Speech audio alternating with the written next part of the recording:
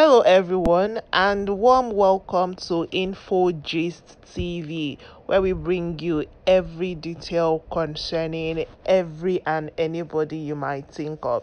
So, in this video, we will be talking about Asiwaju Bola Ahmed Tinubu.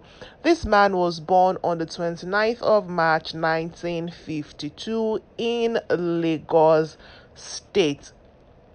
He's currently 70 years old, and of course, you know him as the presidential flag bearer for the forthcoming 2023 election for the All Progressive Congress APC party. But before we get to that, you know him as Jagaban, you know him as a lot of things. Let's talk about how he became Jagaban, how he became a political godfather. Let's talk about his career journey. Do you know this man is an accountant? Yes, he is an accountant. He was an accountant. He still is an accountant. So let's start from there. Like I mentioned, he was born on the 29th of March 1952 in Lagos State, Nigeria. His mom, Abibat Mogaji, was a trader, then later she became the Iyaloja of Lagos State. For his education, he attended the St. John's Primary School, Aroloya in Lagos, and the Children's Home School in Ibadan, Southwest Nigeria. Then he went to the United States in 1975, where he first studied at the Richard J. Daley College in Chicago, Illinois, and then at the Chicago State University. He graduated in 1979 with a Bachelor's of Science degree in accounting. Following that, this man, he worked for American companies, Arthur Andersen, he worked for Deloitte, he worked for Askins, and he worked for Sales, he worked for GTE Services Corporation, and a whole lot of other corporate bodies in America before returning to Nigeria in 1983. When he returned to Nigeria in 1983, Bola Tinubu joined Mobil Oil Nigeria and later became an executive of the company. So yes, this man has years of corporate, work under his radar. He is a Muslim man. He's married to Oluremi Tinubu. She is a pastor, by the way, so they have a cross religion marriage, Muslim and Christian religion. Oluremi Tinubu is the current senator of the Lagos Central Senatorial District, and she's been there for a while. This is like her third term or her fourth term actually in office. His nephew is Adewale Tinubu and is the CEO of Owando. Tinubu's mother, Abibat Mogaji, died on the 15th of June 2013 at the age of 96. Now, Tinubu has also lost a child. On the 31st of October 2017, one of his children, his son Jide Tinubu, had a heart attack while in London and was later confirmed dead. Now, let's take a pause from his personal life and let's talk about his political career. We'll also talk about him being the governor of Lagos State, among others. I said he came to Nigeria in 1983, yes, and he rose to the rank of an executive in Mobil Oil Nigeria. But in 1992 was when he started politics. And by that time, civilian governments are already, talking. We were already thinking of having a civilian government in Nigeria, democracy, among other things. So he joined SDP, Social Democratic Party, where he was a member of the People's Front faction that was led by Shehu Musa Yar'Adua. And that was made up of other politicians, including Umaru Yar'Adua, Atiku Abubakar, Babagana, Kingibe, Rabiu Kwankwaso, Abdullahi Aliyu Sumaila, Dakposa, Rumiyomi Edu, among others. Then from that party, he was elected to the Senate and represented the Lagos West constituency in the short-lived Nigerian Third Republic. The Second Republic was ushered in by Obasanjo in 1979. If you don't know, there is a biography of the past presidents of Nigeria, Chief Olusegun Aremu Kikiola Obasanjo, on this channel. You can go through that and you have more understanding of all this political journey and how Nigeria became what it is today, actually. Following these, there was a June 12, 1993 presidential election. The results were annulled. Tinubu then became a founding member of the Pro-Democracy National Democratic Coalition, a group that mobilized support for the restoration and of democracy and recognition of Moshood Abiola as the winner of the June 12th election. Then Sani Abacha seized power shortly after that, and then Tinubu went into exile when Sani Abacha took power. He didn't return to Nigeria though until 1998, after Sani Abacha finally died, and that ushered Nigeria into the Fourth Nigerian Republic. In the run-up to the 1999 elections that saw Olusegun Obasanjo become the president of Nigeria, Bola Tinubu was a protege of Alliance for Democracy (AD) party, and the leaders were Abraham Adesanya and Ayo Adebanjo. He was a protege for them. He was their protege then. Then he went on to win the AD, the Alliance for Democracy primaries for the Lagos State governorship elections, defeating Funsho Williams and Wahab Dosumo, a former Minister of Works and Housing. And in 1999, he stood for the position of the governor of Lagos State on the AD ticket and was elected governor, and that ushered Tinubu into his two-term tenure as the governor of Lagos State. It was there from 1999 until 2007. But first, let's talk about his first tenure. He assumed office in May of 1999, and he promised 10,000 housing units for the poor, but he really did not achieve a lot in that regard. He also initiated new road reconstruction, which is required to meet the need for the fast-growing population of the state. That was when Lagos State was really growing, at a very, very high and fast rate. Anyways, he had to let go of his former then his former deputy, and he took a new deputy governor, and that is the person of Femi Pedro. In 2003, himself and Femi Pedro won the re-election into office as governor in April of 2003. However, he was involved in a struggle with the Olusegun Obasanjo controlled federal government. That was when Olusegun was the president, remember that? So they had problems concerning creating local council development areas to meet the needs for the large population of Nigeria, among other things. During his later time in his office, though, he was also engaged in continuous clashes with PDP powers, such as Adeseye Ogunlewe, Bode George, the Southwest chairman of PDP. Then that was also when the relationship between Femi Pedro, his deputy governor, and himself became increasingly tense. And that is because Femi Pedro now decided that he wanted to run for the forthcoming gubernatorial elections in 2007. He competed to become the candidate for Action Congress. At the time, AD had already aligned and all of those things, political parties. It is left AC, they had become ACN, and then AC first before later becoming ACN.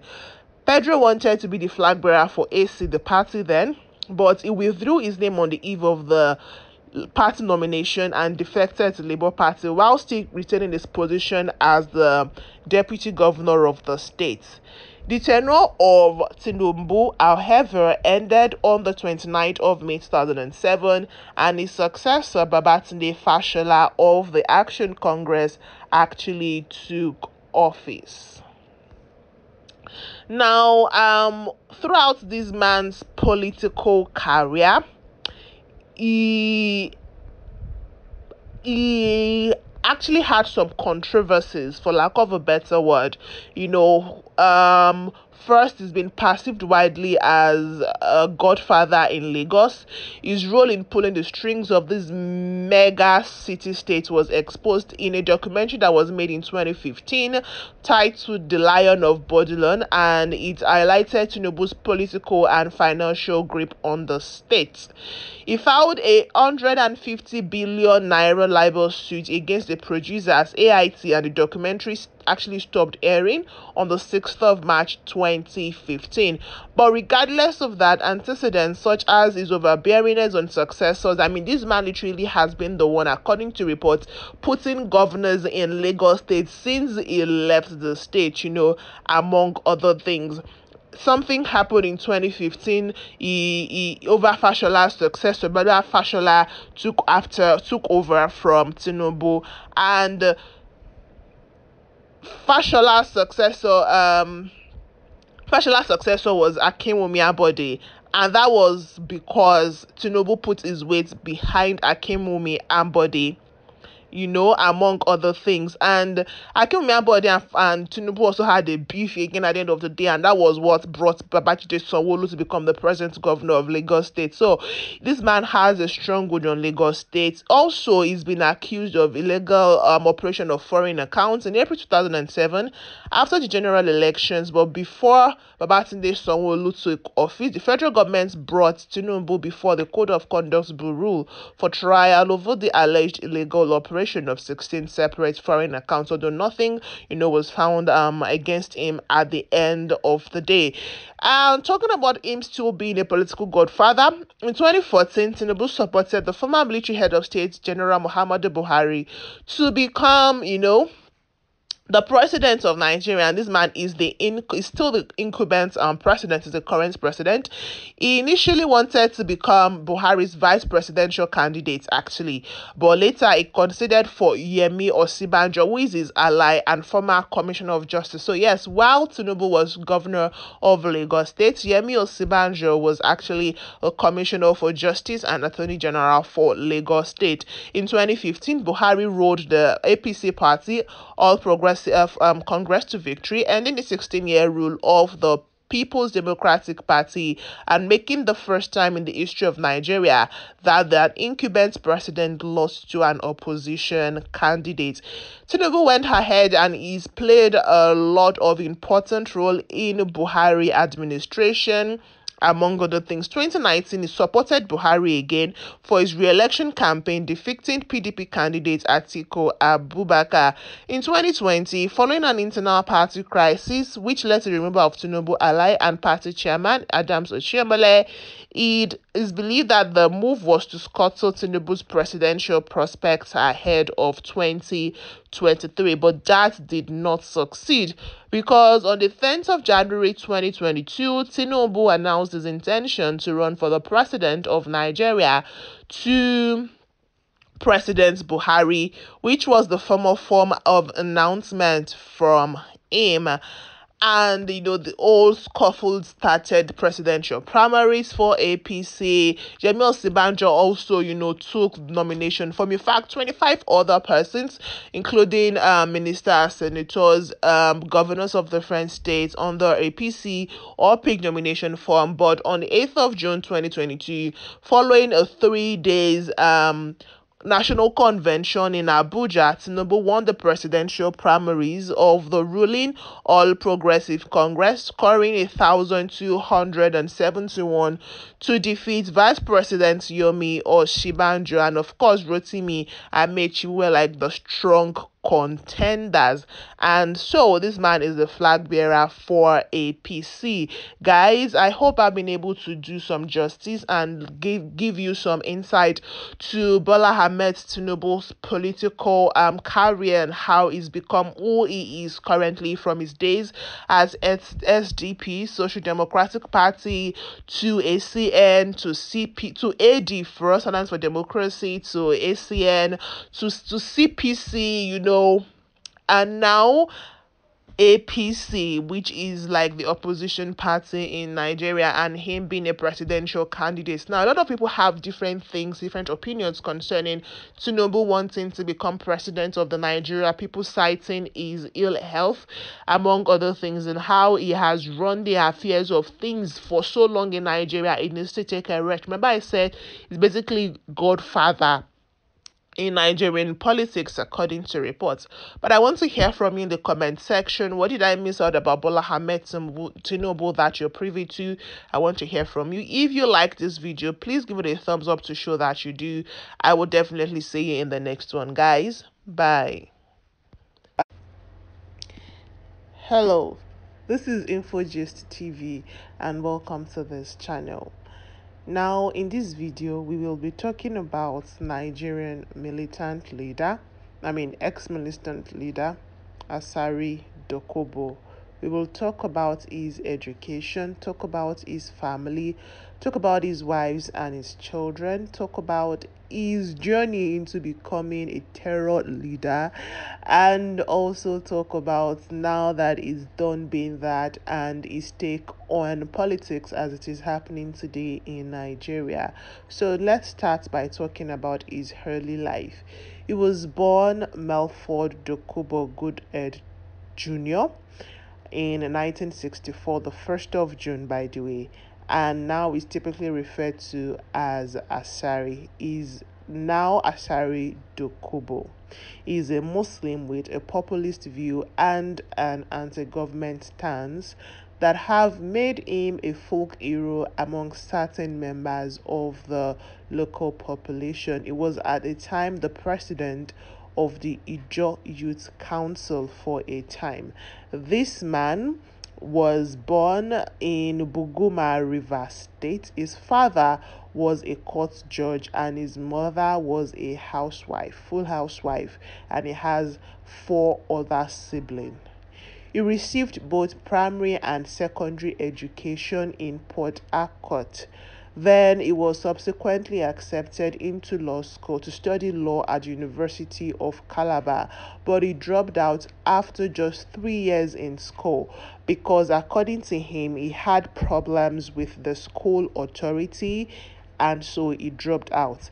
Afterwards, he tried to continue pursuing his law degree at the River State University of Technology, but that did not happen for him. Like, he ended up dropping out because something similar happened to him. The whole issue with school authority. Now, after this man dropped out of school, he converted to Islam and subsequently changed his name to Mujahid Dokubo Asari. Remember that he was born Melford Dokubo Goodhead Jr., but is now referred to as Mujahid Dokubo Asari to reflect his change of religion. Now, he spent much of the 1990s attempting to become involved in regional politics. In fact, he ran for 2 offices in River State in 1992 and 1998, and he did not win any of that. In 1990, he traveled to Libya, where he claimed to have undergone military and political training.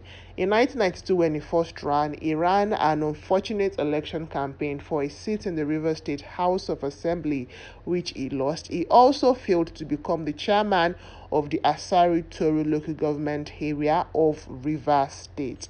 By 1998, Asari was very active in regional politics, and he was actively involved in founding the Ijo Youth Council, which is basically a coalition of Ijo youth groups to curb violence in the Delta region. He actually became the group's first vice president, the group's first ever vice president. He was a founding member. The organization issued the Kaima Declaration in November of 1998, expressing long-held Ijo concerns about the loss of control of their homeland and their own lives, the Nigerian state, and oil companies operating in the region. This declaration and a letter addressed to oil companies called on them to suspend operations and withdraw totally from Ijo territories.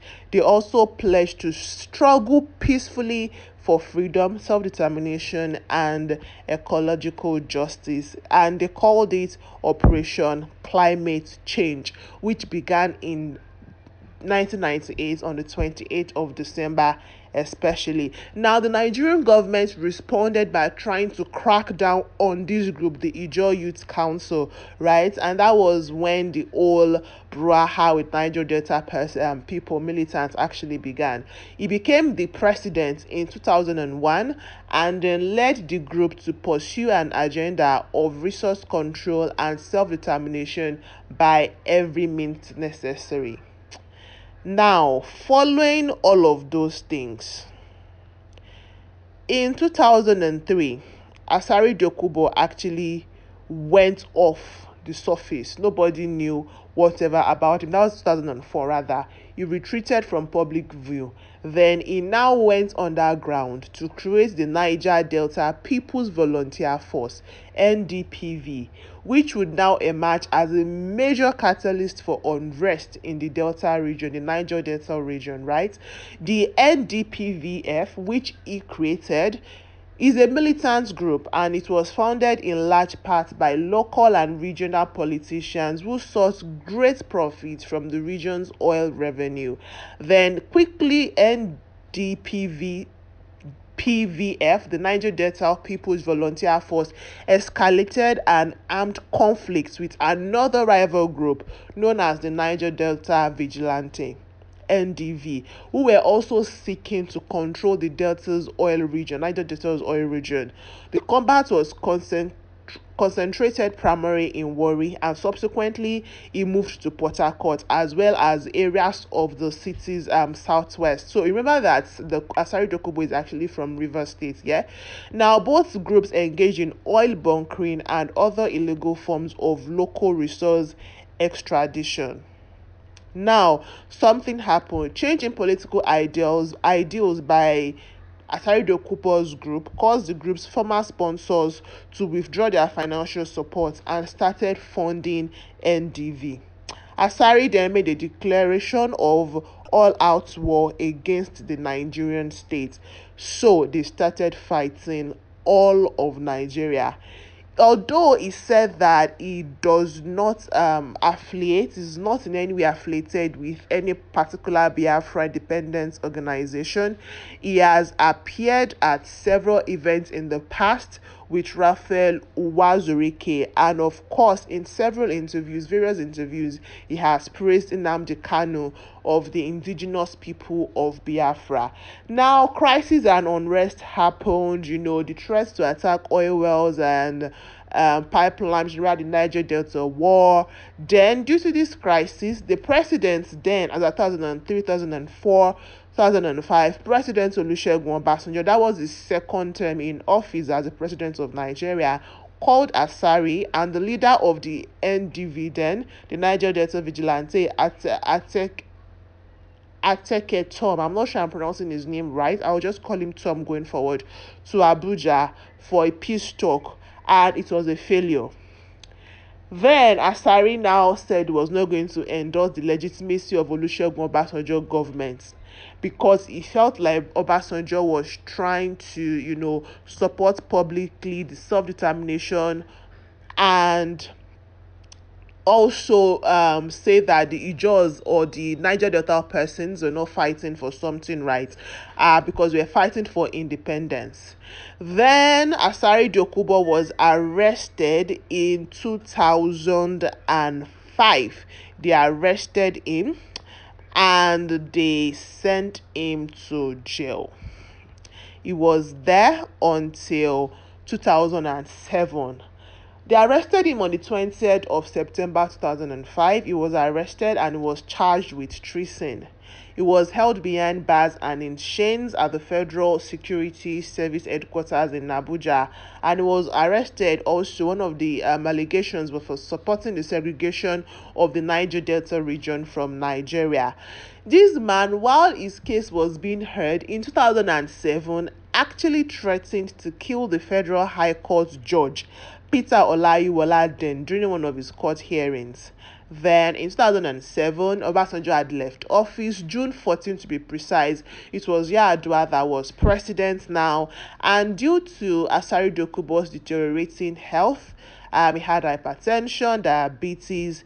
The former president, Umaru Musa Yar'Adua, actually, as part of his pledge to bring peace to the Niger Delta region, freed Asari Dokubo and he kept receiving, he still receives, I think, an annual cash payment of 10 million US dollars from the Nigerian government as part of the move to protect the River State pipelines and creeks from attack. And since then, Asari Dokubo has been relevant still, especially when it comes to regional politics, Niger Delta. Like I said, it's been seen a lot of times with now declared terrorist or the person that is agitating for Biafra country now, Nnamdi Kanu, and he's had several opinions and said several things concerning Nigerian politics. This man recently mentioned that while he was away, now presidential candidate for the All Progressive Congress, Bola Ahmed Tinubu Hashiwaju, he said that this man, sent his wife some money and ensured and basically paid for the upkeep of his family members while he was away. Now, talking about family members, let's talk about his wives and his kids. This man is married. He's married to Boma Dokubo, and they have 4 children: Amira, Hassan, Hussein, and Osama. Before then, Asari Dokubo was married. He was married to Alaja Zainab Asari Dokubo, but unfortunately, this woman died in 2016 in a motor accident on her way to Ibadan. On her way to Ibadan, she was resident actually in Ibadan then. However, she had to relocate to Janogwa, the capital of Bayelsa, when she was appointed the secretary of the Muslims Pilgrim Board. So she was returning to Ibadan when she unfortunately lost her life in a road accident on the 27th of July 2016. Anyways, guys, that's it concerning this man, Asari Dokubo, his journey throughout history. You might have heard of the name Niger Delta militant. Now you know what he was agitating for and what he was fighting for. Also is the face or the voice behind some of the memes trending, video clips trending on the internet. Now, one of the sit-down interviews when he was talking about the state of the nation, it's like a trending voice now for a lot of these memes and video clips around the internet. Thank you guys for watching this video. Please don't forget to subscribe to this channel and also share this video with everyone around you. Let them know some more things concerning Asari Dokubo. Also, you can always come here for information and just concerning, a lot of these very influential persons in making Nigeria the state that it is right now. People that are quite influential and are responsible for bringing us to where we are currently as a nation. Share this video with everyone. If you enjoyed this particular video, please do well to give it a thumbs up to show that you enjoy it. If you've subscribed, please, there's a bell icon you would see. Click on that bell icon, hit the notification bell to let you know when we have new videos. If you're yet to subscribe, just subscribe, and once you do that, you will see the bell button. Click on it. It will notify you when we have new videos for your viewing pleasure. I will definitely see you in the next video. Bye, guys. Alhaji Atiku Abubakar got into politics in 1989, and since his entry into politics, Atiku Abubakar has unsuccessfully contested 5 times for the office of the President of Nigeria. Actually, he is contesting now for the 6th time, and we do not know if that is going to be his successful attempt or is going to be regarded again as one of his unsuccessful attempts. Speaking of the forthcoming 2023 presidential elections in Nigeria, he was chosen by the People's Democratic Party to be the flag bearer for the presidential election. In this video, guys, I am bringing to you everything concerning Alhaji Atiku Abubakar. We are going to talk about his entry into politics, what he was doing before that, talk about his family, talk about his wife, talk about his children. We're also going to talk about, of course, his presidential ambition since 1993. Welcome to INFOGIST TV, and without further ado, let's get right into the video. Alhaji Atiku Abubakar is currently 75 years old. He was born on the 25th of November 1946 in the then British Cameroon, but now in modern day Adamawa State, Nigeria. So he's a Nigerian by nationality from Adamawa State. Let's start talking about his early life. He was born in a village that was then under the administration of the British Cameroons. The territory later joined with the Federation of Nigeria in 1961. His father was Gaba Abubakar. He was a Fulani trader and farmer, and his mother was Aisha Konde. He was named after his paternal grandfather, Atiko Abdulkadir, who hails from Sokoto State and migrated to Adamawa State. His maternal grandfather migrated also to Adamawa State from Dutse in Jigawa State. He became the only child of his parents when his only sister died at infancy. His father died in 1957 by drowning while crossing a river to Tongo, a neighboring village to Jada, where he lived. Actually, him not having sibling as a child influenced his decision to actually marry a lot of wives. Yes, Alhaji Atiku Abubakar has several wives and he has several children. He has 4 wives and 28 children actually. And in his own word, Atiku said he wanted to expand the Abubakar family because I felt extremely lonely as a child. I had no brother, I had no sister. I did not want my child to be as lonely as I was. This is why I married more than one wife. My wives are my sisters, my friends, and my advisors, and they complement one another. I'll continue talking about his family front, his wives and children later, but let's talk about his education.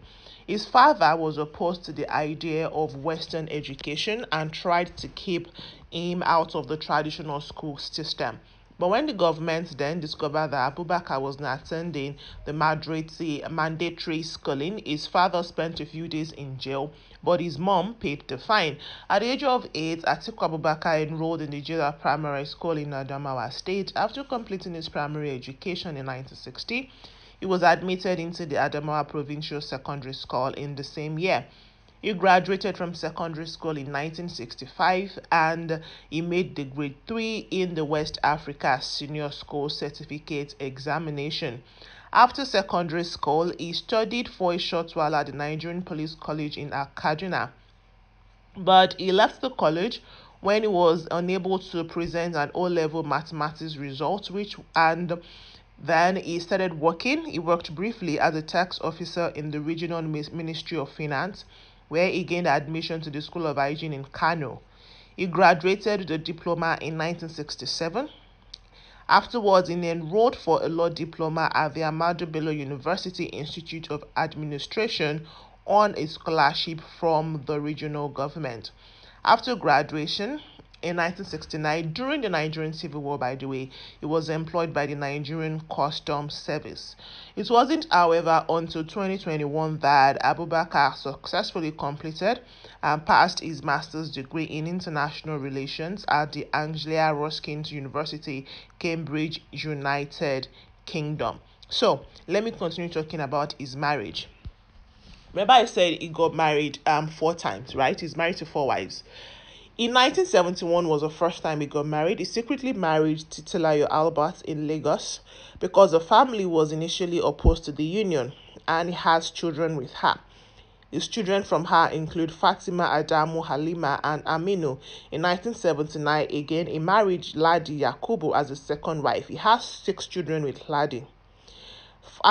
Later, he divorced Ladi, which allowed him to marry as his fourth wife. The maximum permitted him as a Muslim. He married Jennifer Iwenjiora in 1983.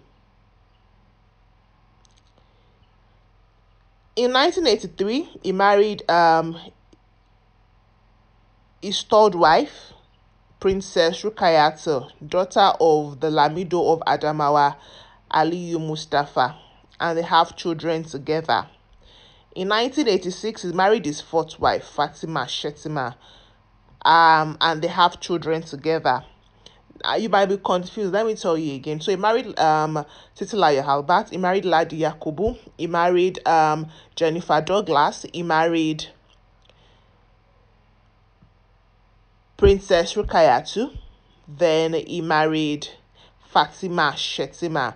But he divorced Ladi, which now brought his number of wives back to 4, which is allowed by Islam because he's a Muslim man. You understand that now. However, 2022, Jennifer Douglas confirmed her divorce to Abubakar in a statement, saying that the union broke down due to disagreement over her continued stay in the United Kingdom, amongst other long-standing issues. So currently he has 3 wives with him, but he's been married 5 times. He divorced one left him. So now he has 3 wives and he has 28 children with these women. You understand the gist now. So let's continue talking about his life. Let's talk about his business career. Then we'll now get into politics. This man, like I mentioned, I told you that when he graduated, it was during the Nigerian Civil War, and he started working with the Nigerian Customs Service. He was with them for 20 years, and he rose to become the deputy director, which is the second highest position in the service. He retired in 1981, and then he took up full-time business and politics. Remember, I told you in the beginning that he joined politics in 1989. He started out in the real estate business during his early days, though, as a custom officer. In 1974, while he was in customs, he applied for and received a 31,000 naira loan to build his first house in Yola, which he put up for rent. So from 1974, when he took a loan and he got a house and I put up for rent, from the proceeds of the rent, Abubakar purchased another plot and built a second house. He continued this way, building a sizable portfolio of property in Yola, Nigeria. By 1981, he diversified and moved into agriculture, acquiring a 2,500 acres of land near Yola to start a maize and cotton farm. The business fell on hard time and closed in 1986. In 2014, he referred to this and said that his first his first foray into agriculture in the 1980s ended in failure. However, following that, the closure of his agric business, he ventured into trading, buying and selling truckloads of rice flour and sugar. He also moved into transportation, and that is where his most important business move came, and that was while he was still a customs officer at the Apapa ports. They had set up a Nigerian container service. An Italian businessman had set that up, and so Abubakar became co-founder of Intel's Nigeria Limited, an oil-servicing business with extensive operations in Nigeria and abroad. He also has other businesses that are centered within Yola in Adamawa State, and they include the Adama Beverages Limited, a beverage manufacturing plant in Yola. He owns an animal feed factory. He also owns the American University of Nigeria, the first American-style private university to be established in sub-Saharan Africa. So in 1989 was when he now retired and took up full-time business and politics, which was quite controversial because a lot of people accused him of trying to do business with the money he was making as a civil servant, among other things, as a civil servant trying to do business and do politics, among other things. So that was really controversial, and it trailed him for a while. But he defended his decision, saying his involvement was limited to the ownership of shares, which was permitted by the government, mentioning the fact that he co-founded an oil service business while he was a customs officer. You understand? Anyways, let's move from that and start talking about his early political career. His first story in politics was in the 1980s when he worked behind the scenes on the governorship campaign of Bamanga Tukur, who at the time was the managing director of the Nigerian Ports Authority. He canvassed for votes on behalf of Tukur and donated to the campaign. Towards the end of his customs career, he met General Shehu Musa Yar'Adua, who had been second in command to the then Chief of Staff, Supreme Headquarters between 1976 and 1979. Now, both of them, exchanged addresses, decided to meet regularly. And so he used to attend meetings that was held in Yar'Adua's home in Lagos, which gave rise to the People Front of Nigeria. And that's the People Front of Nigeria included politicians like Tinubu, Yar'Adua, Umaru Musa Yar'Adua, not just Shehu Musa Yar'Adua, the late president of Nigeria, included Baba Gana, included Abubakar Koko, included Sabo Bankin Zuwo, among others, and Abubakar himself. Now, in 1989, this man was elected as the national vice chairman of the People's Front of Nigeria, which, that was when Nigeria had its third Nigerian Republic. Then he won a seat to represent his constituency at the 1989 Constituent Assembly, set up to decide a new constitution for Nigeria. The PFN then merged with the government and they became Social Democratic Party. You understand? 1990, Abubakar announced that he wanted to pursue a gubernatorial seat for the Gongola state then. A year later, before the election could hold, Gongola state was broken into two, Adamawa and Taraba state, and Abubakar fell into the new Adamawa state.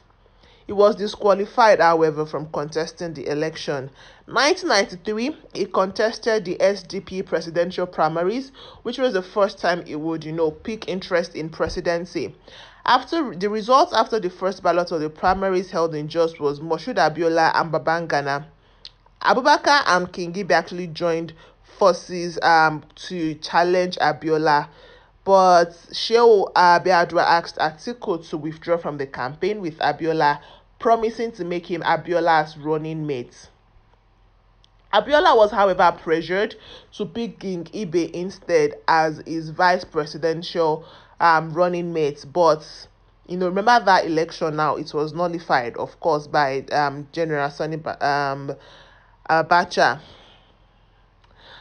After the June 12 nullification, the cancellation of that election, Abubakar showed interest to contest for the gubernatorial seat of Adamawa state under the UNCP, United Nigeria Congress Party, but the transition program came to an end with the death of General Abacha, which then made Abubakar join PDP in 1998 and secured nomination for the governor of Adamawa State, and he won in December of 1998. But before he could be sworn into office, Olusegun Obasanjo decided to make him his running mate, and he accepted, and they went ahead to win the 1999 presidential election, ushering in the Fourth Republic of Nigeria. He was sworn in on the 29th of May 1999, and he became the vice president of Nigeria.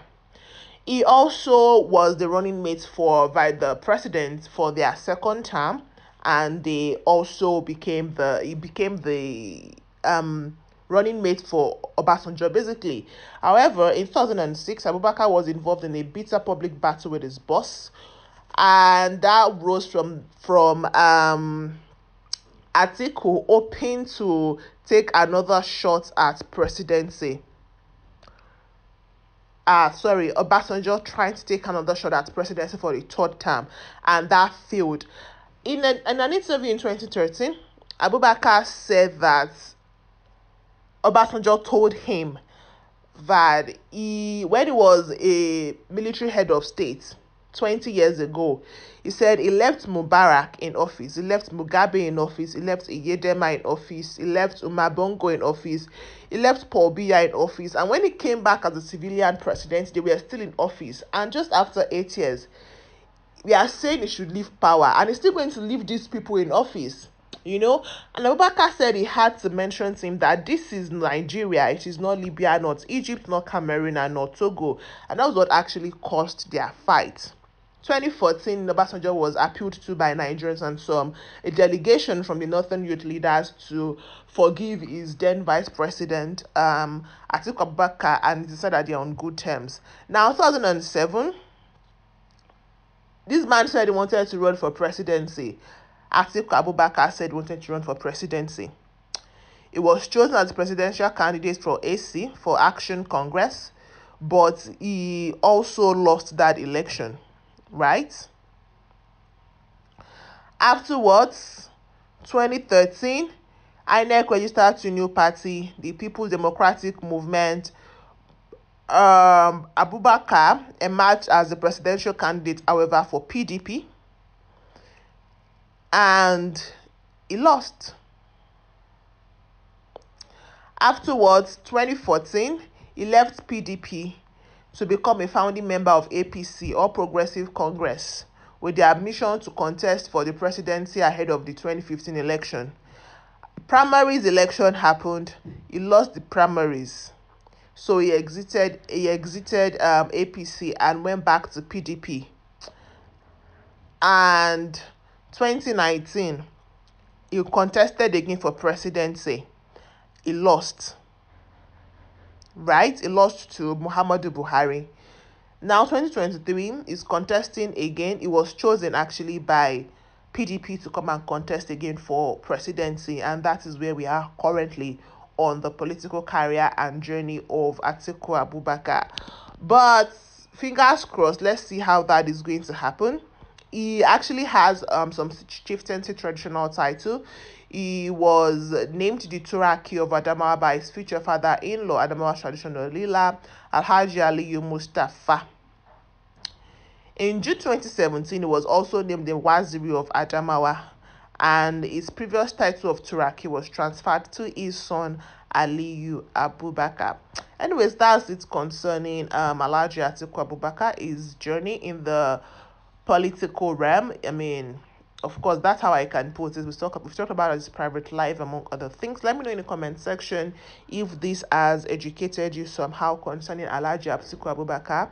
If you have learned some things concerning this man. I will see you in the next video, guys. Please subscribe to this channel, and bye.